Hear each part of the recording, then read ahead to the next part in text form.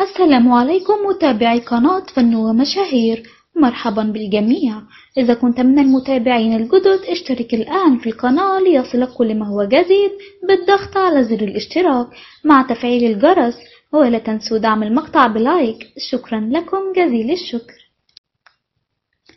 شاهد عمرو سعد في ظهور نادر مع زوجته ويوجه لها رسالة رومانسية، وابنته لأول مرة شاهد جمالها.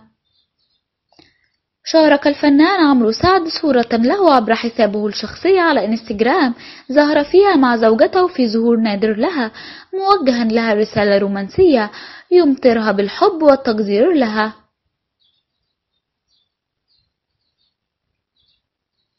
وعلق عمرو سعد على صورته مع زوجته عبر انستجرام قائلا لها بالإنجليزية وبما يقابله بالترجمة العربية: أنت لست فقط أم أطفالي، ولكنك أيضا ملكة هذه العائلة.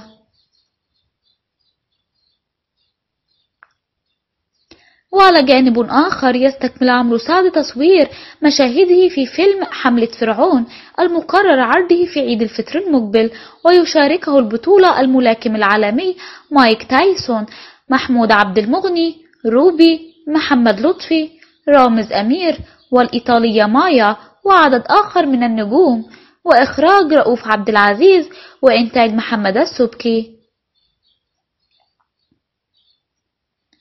وشارك جمهوره في صورة لابنته حبيبة لأول مرة عبر حسابه على موقع انستجرام. عمرو سعد علق على الصورة وكتب: شكرا ابنتي حبيبة أحبك.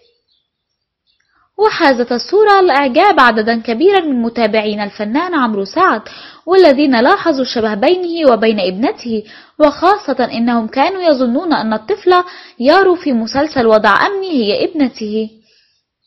شكرا لكم على المشاهدة.